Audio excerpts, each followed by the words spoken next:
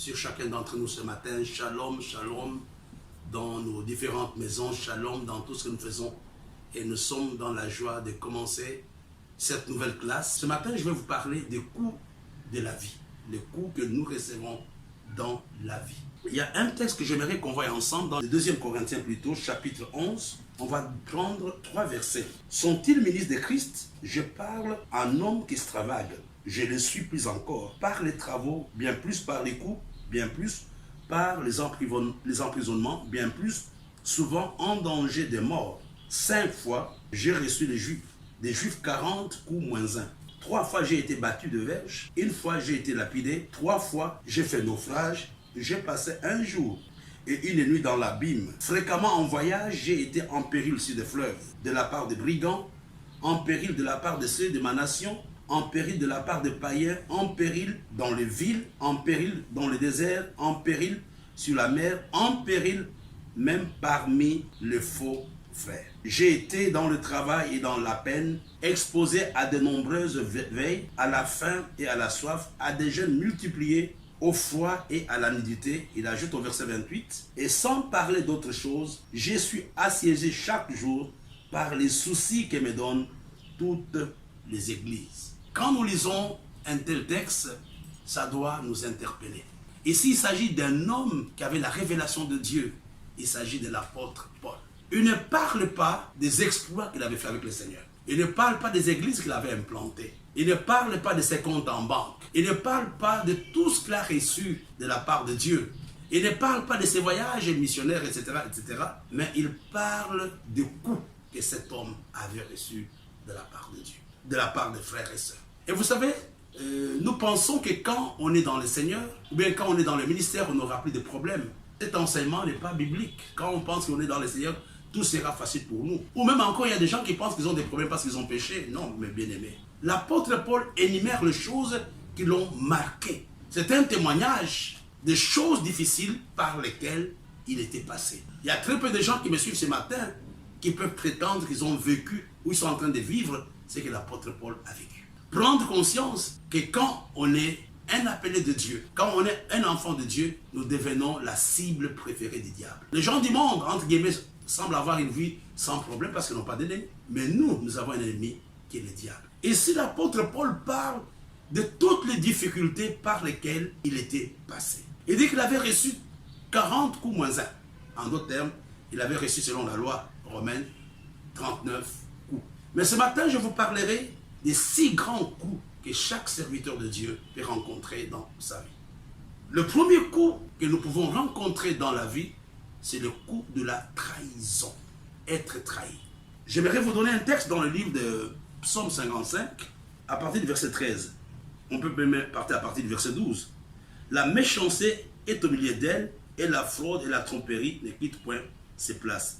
Ce n'est pas un ennemi qui m'outrage, je le supporterai. Ce n'est pas mon adversaire qui s'élève contre moi, je me cacherai devant lui. C'est toi que j'estimais mon égal, toi, mon confident et mon ami. Ensemble, nous vivions dans une douce intimité. Nous allions avec la foule à la maison de Dieu. Regardez ici, cet homme qui trahit l'autre. Ce n'était pas un homme qui était loin de celui qui a écrit les livres de psaumes. Ce n'est pas quelqu'un qui était loin de David.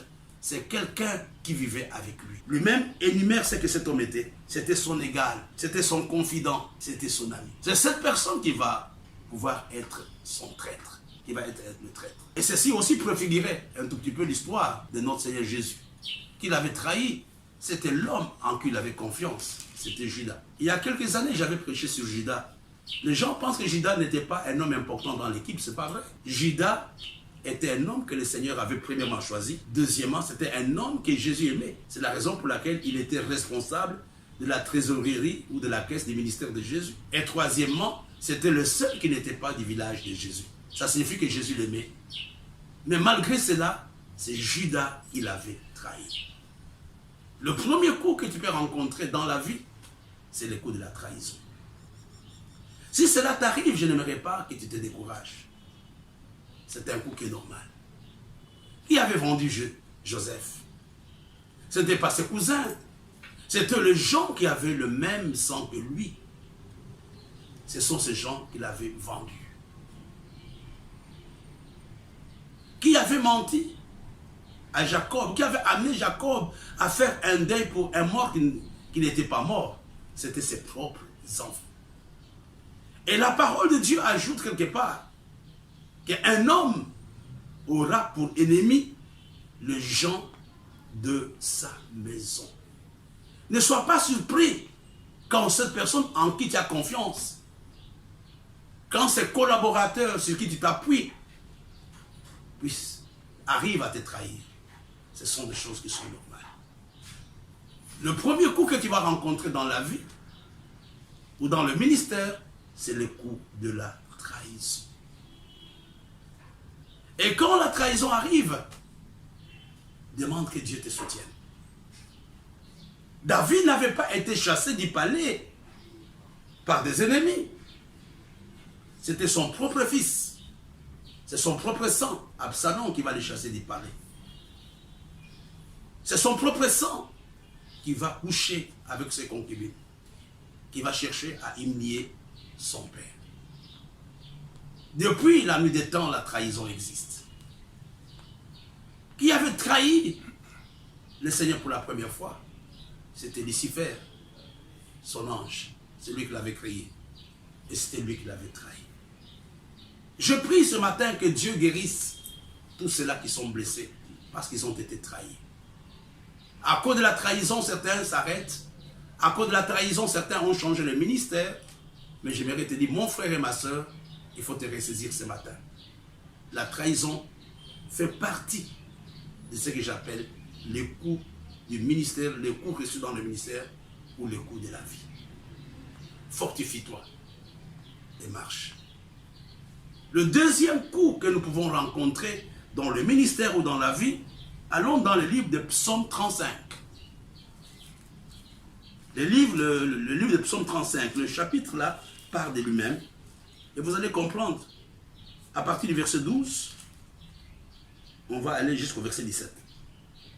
Il dit, ils me rendent le mal pour le bien. C'est ça même la définition de l'ingratitude. Le deuxième coup, c'est le coup de l'ingratitude. Il dit, là c'est une bonne définition, ils me rendent le mal pour le bien. Moi je fais le bien, mais en retour, qu'est-ce que je récolte? Je récolte le mal. Mon âme est dans l'abandon. Et moi, quand ils étaient malades, je revêtais un sac. J'humiliais mon âme par le gêne. Je priais la tête penchée sur mon sein. Regardez. David dit que quand les autres avaient des problèmes, c'était ses propres. Il prenait cela comme étant ses propres problèmes. Il priait, il gênait, il gémissait parce qu'il les aimait. Mais regardez ce qu'il dit. Comme pour un ami, pour un frère, je me traînais lentement. Il n'a pas abandonné ces gens-là. Quand ils avaient des problèmes, c'était devenu des problèmes personnels de David. Mais regardez le verset 15, c'est là où les choses commencent à être intéressantes. Puis, quand je chancelle, ils se réjouissent et s'assemblent.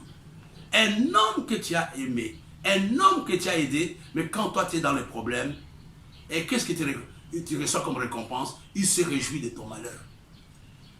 Il s'assemble à mon insu pour m'outrager. Il me déchire sans relâche. Avec les impies, le parasite, moqueur, il graisse des dents contre moi. Seigneur, jusqu'à quand le verras-tu? Protège mon âme contre les embûches, ma vie contre les lionceaux. Et ici, David compare les ingrats comme les lionceaux. L'ingratitude, mes bien-aimés, fait du mal à l'homme. Mais il ne faut pas que ça nous arrête. Tu n'es pas le premier à être trahi.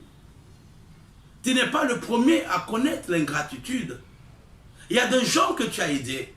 Il y a des gens que tu as soutenus. Mais aujourd'hui, ils te rendent le bien en mal. Je parle à toi. Regarde, à cause de leur comportement, tu es un homme blessé. À cause de leur comportement, tu as pris des décisions. Je ne dirai pas, je ne ferai pas ceci. C'est toi qui as prié pour que cet homme soit pasteur. C'est toi qui as donné l'argent pour que cette femme se marie. C'est toi qui as fait un tas de choses. Mais aujourd'hui, tu es devenu l'objet de moqueries parce que tu as des problèmes. Je suis en train de parler directement à quelqu'un. C'est toi qui as aidé ces messieurs qui n'avaient rien. Tes parents ont supporté ses études. Et il est devenu quelqu'un. Aujourd'hui, il t'a abandonné. J'aimerais t'encourager. Ne te venge pas. Ne rends pas le mal par le mal. Aujourd'hui, pardonne. Aujourd'hui, pardonne. Dieu n'a pas besoin, comme je l'ai dit souvent, de savoir qui a raison, bien qu'à tort. Dieu veut simplement que nous obéissions à sa parole. J'aimerais t'encourager, toi qui as le coup de la vie. Le coup de la vie laisse des blessures. Le coup de la vie paralyse. Le coup de la vie nous rend malades. Le coup de la vie nous rend pratiquement aigris. Tu es aigri à cause de la trahison. Tu es aigri à cause de l'ingratitude. Je m'adresse à toi ce matin. Le Seigneur t'interpelle, pasteur. Regarde aujourd'hui, à cause de choses que tu entretiens dans ton cœur, ton onction baisse. À cause de choses que tu entretiens dans ton cœur, l'amour pour ton mari, l'amour pour ta femme, l'amour pour ton église, l'amour pour tes amis baisse parce que tu n'as pas oublié la déception, parce que tu n'as pas oublié la trahison, parce que tu n'as pas oublié l'ingratitude. Ce message est pour toi ce matin. Es-tu prêt à pardonner? Es-tu prêt à demander à ce que Dieu intervienne? Es-tu prêt à dire à Dieu, aide-moi que je sorte de cette situation? Le troisième coup que nous pouvons avoir dans la vie, c'est le coup de l'abandon. Être abandonné. Jésus a été abandonné. Et j'aime bien l'histoire de David. Vous vous rappelez, quand la ville de Siklag avait été incendiée, les gens qui étaient avec lui cherchaient à les tuer, à les lapider. Les gens qui étaient avec lui l'ont insulté. Et quand nous voyons, quand David va prier, il va se fortifier, il va aller à la poursuite de l'ennemi. Même pendant la poursuite, il y a des gens qui l'ont abandonné. Le jour de Gethsémani, le Seigneur avait été abandonné à un certain moment. Il va demander aux disciples, ne voulez-vous pas veiller, ne fût-ce qu'une heure avec moi? Judas l'avait abandonné. Et je voudrais te dire que l'abandon est quelque chose, pas de logique, mais c'est quelque chose de normal. D'une façon ou d'une autre, tu peux abandonner. Moi, je connais des gens qui sont abandonnés. Le ministère qui sont abandonnés. Les hommes qui sont abandonnés. Je voudrais que si tu es parmi les gens qui sont abandonnés, que Dieu t'aide ce matin. Compte sur l'amour de Dieu. Ne regarde pas aux hommes. Ce n'est pas un homme qui t'a appelé. Ce n'est pas un homme qui a voulu que tu sois à la place que tu as aujourd'hui. Même si tu es abandonné. Et souvent, l'abandon a une autre conséquence, c'est être incompris. Un autre prix que nous devons payer, c'est le prix de l'incompréhension. Et je vous dis souvent, les gens qui ont la grâce de Dieu, les gens qui sont des révolutionnaires dans leur génération, sont souvent incompris.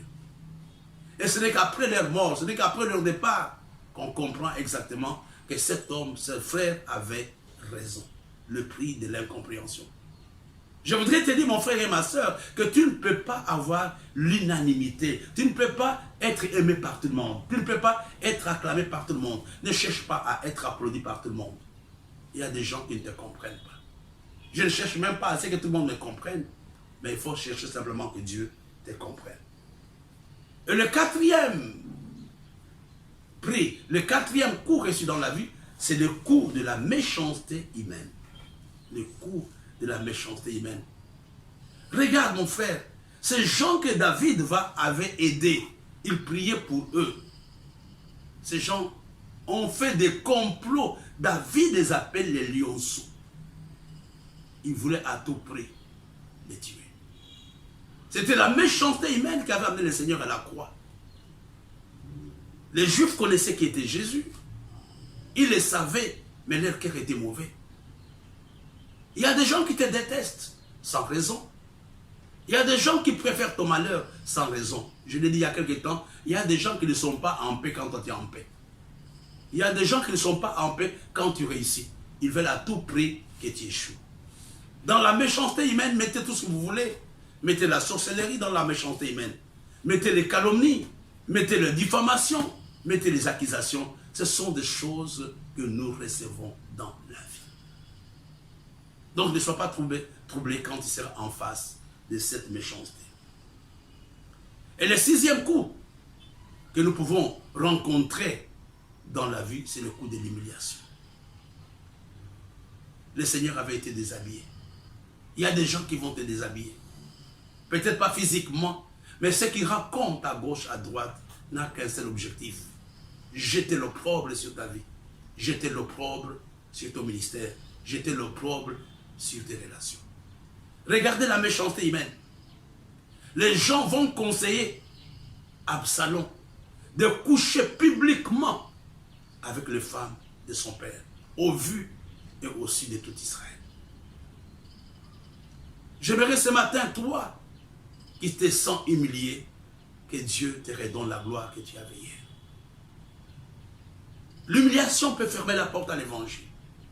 Quand un homme de Dieu est humilié, quand un homme de Dieu est déshabillé, il faut que Dieu intervienne pour qu'il puisse continuer avec le ministère. J'ai connu un serviteur, pas un serviteur, un homme politique, je crois que c'est Bérégovoy, le premier ministre français, il y a quelques années, j'étais encore jeune à l'époque. À cause de l'humiliation, à cause des accusations des journalistes, à cause de la méchanceté des journalistes, cet homme avait fini par se suicider. Il y a des gens qui abandonnent le ministère. Il y a des mariages qui sont détruits à cause de la méchanceté, à cause de l'humiliation.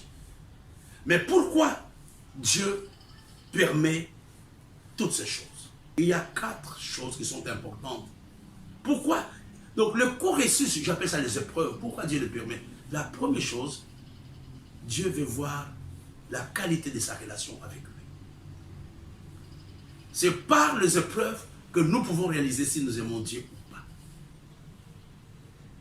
Dieu ne le permet pas pour te tuer. Dieu permet pour voir ta relation avec lui. Et la deuxième raison, les épreuves nous aident à juger notre maturité spirituelle. On voit un homme mature par la façon dont il gère les épreuves qu'il va rencontrer. Si tu ne fais pas attention, à cause de la mauvaise gestion de tes épreuves, tu peux quitter la foi, tu peux quitter le ministère, tu peux même divorcer. La troisième chose, Dieu permet les épreuves pour t'aider à comprendre, pour prendre conscience de la qualité de ton entourage, de la qualité de tes collaborateurs, de la qualité des gens qui sont autour de toi. Il y a des gens qui sont là parce que tout marche bien, mais Dieu permet tous les coups de la vie pour savoir exactement sur qui tu peux compter. Et la dernière chose, les épreuves sont une école qui te permet, Dieu te prépare en passant par les épreuves à une nouvelle dimension de ta vie. J'aimerais prier pour quelqu'un ce matin qui est en face de tous ces coups, qui est en face de la trahison, qui est en face de l'ingratitude, de l'abandon, de l'incompréhension, de la méchanceté humaine et de l'humiliation. Que Dieu te soutienne ce matin. Que Dieu t'aide. Prépare-toi. Ton Dieu ne t'a pas abandonné. Ton Dieu est avec toi. Regardez, Élie avait failli quitter le ministère à cause de la méchanceté de Jézabel. Mais Dieu était avec Élie. Élie n'était pas mort. Lui-même avait souhaité la mort, mais Élie n'était pas mort. Tout ne s'arrête pas pour toi aujourd'hui. Ce n'est pas encore la fin pour toi. Quelles que soient les choses par lesquelles tu passes. Regardons le parcours de Joseph. Il a connu les épreuves. Il a connu le rejet. Il a connu les accusations. Il a connu l'abandon. Il a connu la trahison. Mais la fin de l'histoire de Joseph était glorieuse. Il était devenu le premier ministre. Non seulement le premier ministre, mais il était devenu le sauveur d'Israël, de sa famille et de tout l'Égypte. Que Dieu soutienne tous ceux qui sont blessés. Que Dieu nous aide ce matin à pardonner. Que Dieu aide les gens qui ont des blessures émotionnelles. Que Dieu aide les gens qui sont dans la haine. Que Dieu aide les gens qui ont entretenu l'esprit de vengeance. Pardonnez, parce que le meilleur est devant vous. Que Dieu vous aide, que Dieu nous aide. Rendez-vous, Dieu nous aide à la même heure et dans le You make my life feel brand new.